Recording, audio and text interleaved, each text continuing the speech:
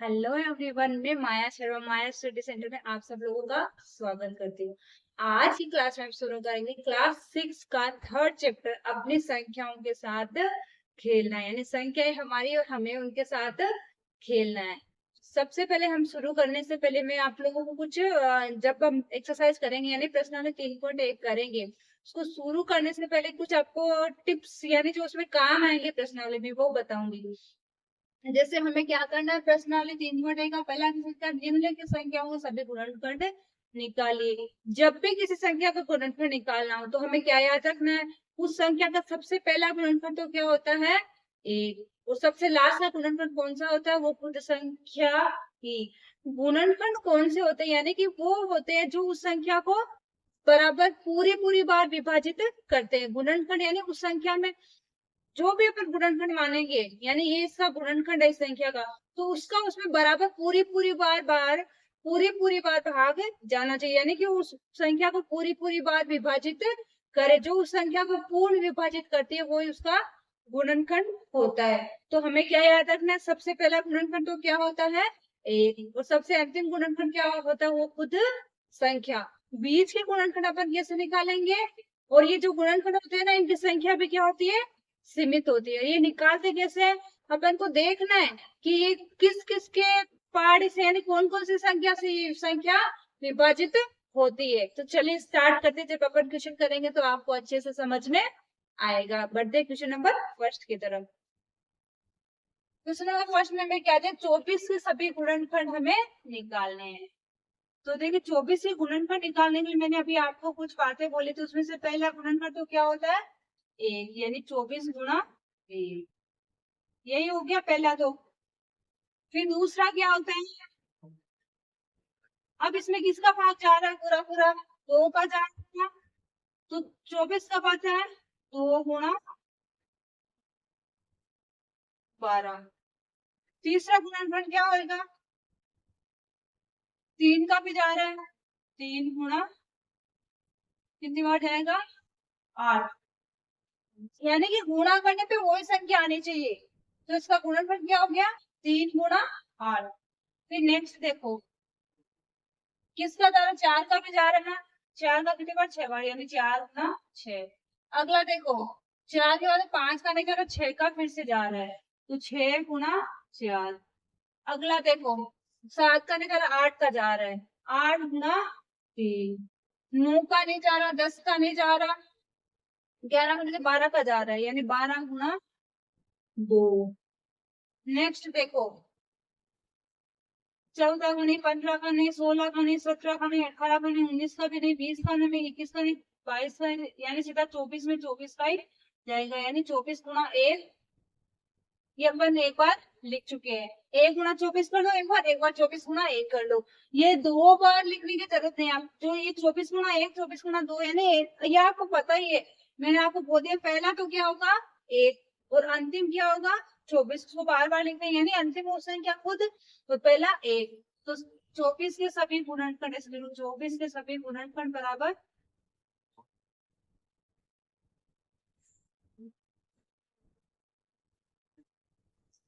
कौन कौन से हो जाएंगे, एक।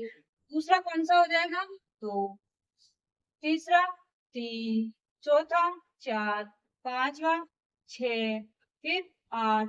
फिर 12। फिर 24 खुद हो जाएगा।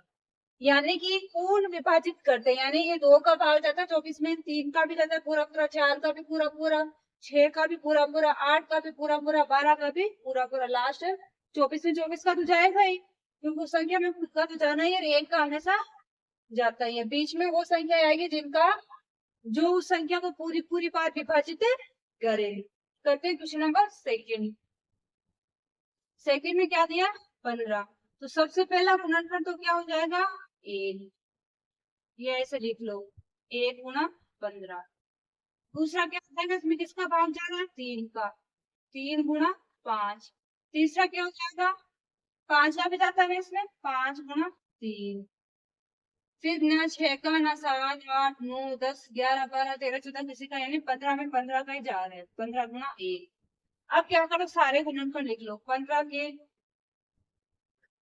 सभी गुणनखंड बराबर 1, 3, 5 और 15। अब करते हैं सी वाला। सी में क्या है? 21 है। तो देखो 21 को सबसे पहले ये देखो 21 में किस किस का एक तो एक बार ही होगा, एक को 21। फिर 3 का जा रहा है, 3 गुना कितनी बार जाएगा? 7 बार। फिर 7 का जाएगा 7 गुना 3।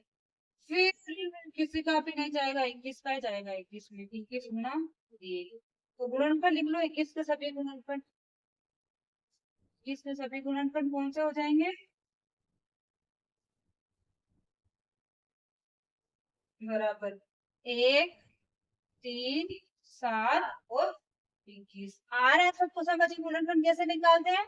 हमें क्या करना है? वो संख्याएं देखनी है जो जो इसमें इसमें पूरी पूरी बार इसमें भाग जाता हो। एक तो वो संख्या पहली हो जाएगी और एक वो संख्या, एक तो एक हो जाएगी, एक वो कुछ संख्या हो जाएगी।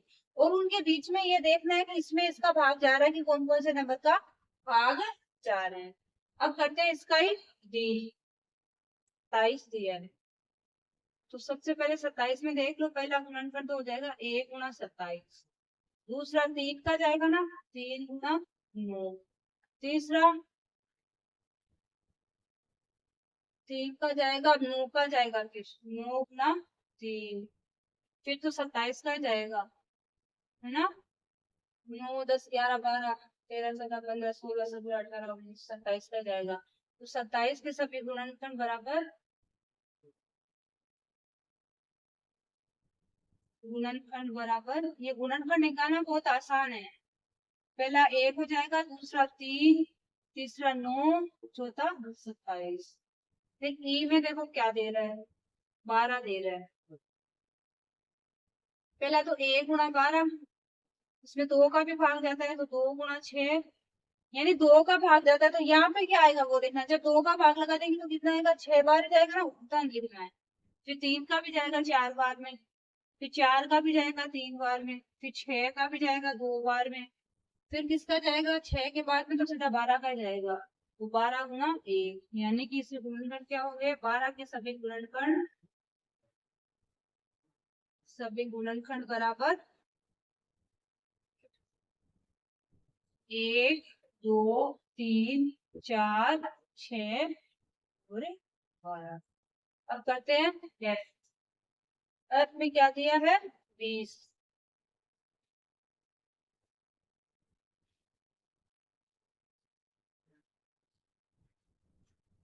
देखिए 20 के निकालो पहले, तो 20 में किस किसका भाग जाता है? 1 गुना 20 पहला लो। फिर 2 का भी जाएगा 2 गुना 10। 3 का नहीं जाएगा, 4 का जाएगा इसमें 5 बार। फिर 5 का जाएगा इसमें 4 बार। 6, 7, 8, 9 किसी का नहीं जाएगा। 10 का जाएगा 2 बार। फिर जाएगा सीधा 20 का ही 1 बार। तो 20 के सभी गुणनफल क्या हो जाएंगे? 20 के सभी गुणनफल बराबर 1, 2, 4, 5, 10 और 20। इजी है ना एकदम क्वेश्चन? एकदम छोटे छोटे क्वेश्चन है। थोड़ा सा बस आपको ध्यान देना है किसका भाग जा रहा है किसका नहीं जा रहा। जी वाला इधर करते हैं। जी में दिया 18। सबसे पहले तो हमें क्या देखना है? 18 के गुणनफल को 1 गुना 18, इसमें 2 का भी भाग जाता है 9 बार। 2 गुना 9, 3 का भी जाता है 6 बार। 4 का नहीं जाता, 5 का नहीं, 6 का जाता है इसमें 6 गुना 3। फिर 7, 8, 9 का जाएगा 2 बार में। 9 के बाद भी तो सीधा 18 का ही जाएगा। 18 गुना 1, तो 18 के सभी गुणनखंड बराबर गुणनखंड बराबर 1, 2, 3, 6, 9 और 18। अब करते हैं H। 23 के निकालने हैं। देखो 23 एक अभाज्य संख्या है, तो जो भी अभाज्य संख्या होती है उसका एक या तो एक होता है गुणनखंड और एक वो संख्या खुद होती है। अभाज्य का मतलब उसमें या तो उसमें खाली अभाज्य संख्या कब होती है? जिसमें खाली एक और उस कुछ संख्या का ही भाग जाता है। तो इसमें अपन को साफ दिख रहा है दूसरी किसी संख्या का भाग ही नहीं जा रहा, तो इसके गुणनखंड क्या हो जाएंगे? 1 गुना 23 और 23 गुना 1। तो 23 से गुणनखंड बराबर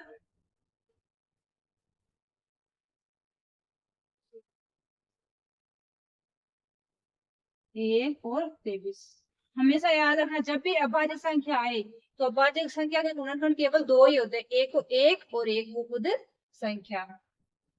36 है, 36 के अच्छे निकलेंगे।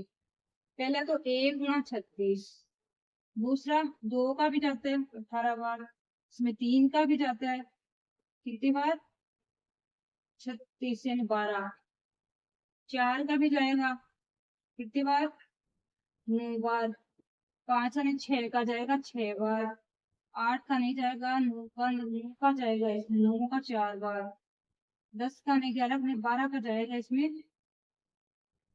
3 बार, 13 का नहीं 14 का नहीं 15 का नहीं 16 का नहीं 17 का 18 का जाएगा इसमें 2 बार, 19 20 21 18 यही हो जाएगा ना, फिर तो इतना ही आएगा। इसका जाएगा फिर 36 का खुद का ही जाएगा। तो 36 के सभी गुणनखंड लिखो, 36 के सभी गुणनखंड क्या हो जाएंगे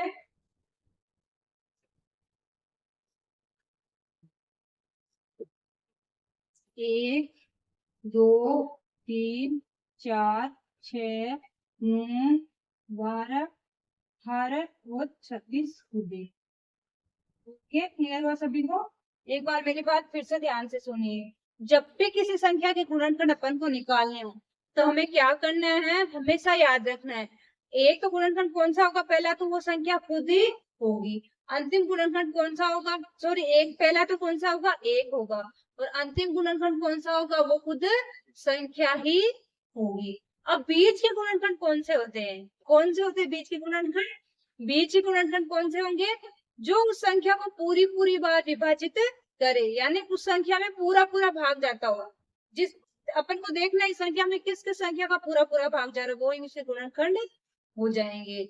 तो यहाँ पे सबको क्लियर हो गया। और इस प्रकार के क्वेश्चन एग्जाम्स में आते भी है, गुणनखंड निकालने वाले, गुणनखंड क्या होते हैं, गुणज क्या होते हैं, गुणज निकालना और गुणनखंड निकालना, तो इसलिए इम्पोर्टेंट है, क्वेश्चन ध्यान से करना। क्वेश्चन नंबर सेकंड में हमें क्या दे रहा है, निम्न संख्याओं के प्रथम 5 गुणज लिख दिया। अब गुणज का मतलब क्या, उस संख्या को गुणा कर करके लिखना, प्रथम 5 मतलब उसको 5 तक तो ऐसे 1 से गुणा करना, 2 से करना, 3 से 4 से 5, जब तक 5 बार गुणा नहीं हो जाता तब तक लिखना है।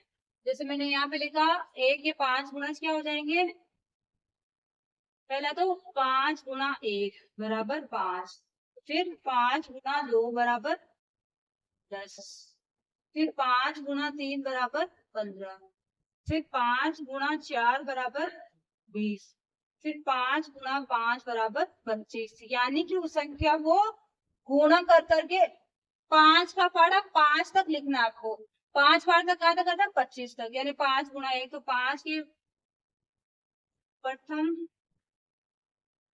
5, अगर 8 गुणज बोलते तो अपन 8 तक गुणा करते, 5 गुणज बराबर कौन कौन से हो जाएंगे 5 10 15 20 और 25। कहने का मतलब क्या, किसी भी संख्या का प्रथम गुणज क्या होता है वो संख्या खुद ही होती है। और ये गुणज है ना, ये असीमित गुणज निकाल सकते हैं अपन, किसी भी संख्या के असीमित गुणज निकाल सकते हैं, यानी आगे कितने भी गुणज निकालते जाते हैं, क्योंकि उस संख्या को गुणा करते जाओ और गुणज निकालते जाओ। गुणज निकालना मतलब गुणज सीमित नहीं होता है, असीमित गुणज होते हैं। अब निकालो 8 का, 8 के गुणज निकालेंगे तो पहला गुणज तो क्या हो जाएगा 8 गुणा 1 बराबर 8, दूसरा गुणज क्या हो जाएगा 8 गुणा 2 बराबर 16, तीसरा हो जाएगा 8 गुणा 3 बराबर 24, चौथा हो जाएगा 8 गुणा 4 बराबर 32, पांचवा हो जाएगा 8 गुणा 5 बराबर 40। रुको रुको रुको, क्योंकि हमें 5 गुणज निकालना है, तो 8 के सभी गुणज क्या हो जाएंगे 8 के गुणज बराबर 8 के प्रथम 5 गुणज, प्रथम 5 गुणज बराबर क्या हो जाएंगे 8 16 24 32 और 40। अब एक क्लास बचा सी, सी में क्या 9 के निकालना है, तो 9 गुणा 1, मैं डायरेक्ट आंसर ही कर रही हूँ। 9 गुणा 1 यानी 9, 9 गुणा 2 यानी 18, तीसरा 9 गुणा 3 यानी 27, चौथा 9 गुणा 4 यानी 36, पांचवा 9 गुणा 5 यानी 43। 5 का गुणा हो गया। अब 5 गुणज हो गए 9 के प्रथम 5 गुणज बराबर 9, 18, 27, 36 और 43। इस प्रकार आप किसी भी संख्या के कितने भी गुणज निकाल सकते हो। इसके अभी 10 निकालने हो, 15 निकालने हो, कितने भी गुणज आप निकाल सकते हो। गुणज की संख्या असीमित होती है। और ये क्वेश्चन भी इम्पोर्टेंट है क्योंकि फर्स्ट वाला करेक्ट है वो, और ये इस प्रकार की क्वेश्चन जो आपका पेपर बनाते ना जो भी टीचर, उसके इस प्रकार के क्वेश्चन फेवरेट होते हैं। क्योंकि मैं जब भी ऑफलाइन पढ़ाती थी ना, तो जब भी इस प्रकार के चैप्टर से क्वेश्चन उठाना होता था, तो एक गुणनखंड वाले गुणज वाले क्वेश्चन फर्स्ट उठाते, ना कि इस प्रकार के क्वेश्चन। इस प्रकार के क्वेश्चन कम उठाते, इस प्रकार के क्वेश्चन ज्यादा लेते हैं। अब बढ़ते हैं क्वेश्चन नंबर थर्ड की तरफ। क्वेश्चन नंबर थर्ड में भी क्या कर दिया, दो स्तंभ दिए हैं, एक इधर दिया एक इधर दिया। उसमें एक का मिला दूसरे से करना, देख देख के ये इसका है ये इसका है। से 35 दिया। अब 35 के बारे में इधर से कौन सी बात सही है, 8 का गुणज तो नहीं है, 7 का गुणज है ना 35, क्योंकि 7 के बारे में 35 आता है, तो इसको इसे मिला दो। अब देखो 15, 15 के बारे में इसमें से क्या सही है, 8 का गुणज नहीं है, 7 का गुणज नहीं है, 70 का गुणज नहीं है। 15 क्या है, 30 का एक गुणनखंड है। फिर क्या 16, 16 के बारे में क्या सही है, 8 का गुणज, 8 का गुणज क्या है 16। फिर देखो क्या 20 के बारे में क्या सकते हैं, ये हो गया ये हो गया, ये नहीं है, 70 कुछ भी रिलेशन नहीं है, 50 का रिलेशन है, 20 का गुणनखंड ही है, 20 क्या 20 का ही गुणनखंड है। 25 के बारे में देखो क्या है, ये नहीं 70 नहीं है, 30 नहीं है, 50 का एक गुणनखंड है। मतलब हमें देख देख के मिलाना है किसका क्या है। सी वाला बच रहा है तो ये किसी का कुछ भी नहीं, इसका कोई से भी कोई भी रिलेशन नहीं, क्योंकि हमें इधर 5 दिए, इधर क्या दे दिया 6 दे दिया, तो सी वाला का किसी से भी रिलेशन नहीं। इधर कुछ और अलग से देते तो इधर आ सकता था ये भी, जैसे 7 कुछ या गुणनखंड में से कुछ देते तो अपन को 5 दे, तो 5 का रिलेशन अपन को बताना है।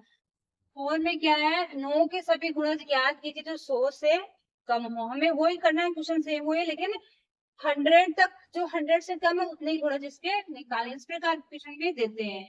अभी उसमें तो 5 गुणज पूछे थे, इसमें आपको क्या कर देगा, उसके गुणज कहाँ तक निकालने हैं जहां तक 100 से कम आते गए। जैसे इसमें क्या रहेंगे, पहला तो क्या हो जाएगा 9 गुणा 1 यानी 9, दूसरा क्या हो जाएगा 9 गुणा 2 यानी 18, तीसरा 9 गुणा 3 यानी 27, चौथा 9 गुणा 4 यानी 36, फिर 9 गुणा 5 यानी 45। अभी तो नहीं माना 100 से बहुत कम है। फिर 9 गुणा 6 यानी 54, 9 गुणा 7 यानी 63, 9 गुणा 8 यानी 72, 9 गुणा 9 यानी 81, 9 गुणा 10 यानी 90, फिर 9 गुणा 11 यानी 99। अब देखिए अगर मैं 9 गुणा 12 करूंगी तो उसके आगे जाएगा, क्योंकि अपन की 99 तो यहाँ पे हो गया, इसमें ए जोड़ते ही 100 हो जाएगा। अपन को इसमें कितना जोड़ना है 9। मैं अगर इसमें 9 जोड़ू या मैं इसको 10 से सॉरी 12 से गुना करूँ तो 12 9 108 होता है, तो इससे 100 से ज्यादा हो जाएगा। तो इसके गुणज क्या हो जाएंगे, 9 के गुणज बराबर 9, 18, 27, 36, 45, 54, 63, 72, 81, 90 और 99। यानी कि इसमें हमें बांध दिया है कि आपको इसी संख्या तक के गुणज निकालने। पहले तो हमें 5 5 पूछे थे, 5 10 नहीं पूछे। अब हमें संख्या देते, उस संख्या के नीचे नीचे गुणज निकालने। जब इस प्रकार के क्वेश्चन को करना हो तो अपन को कहाँ तक गुणा करते जाना है, जिस पे संख्या के गुणज निकालना उसको कहाँ तक गुणा करते जाना है जहां तक उस संख्या से कम नहीं आ जाए। ठीक है, चलिए करेंगे अब कल इसका एक्सरसाइज 3.2।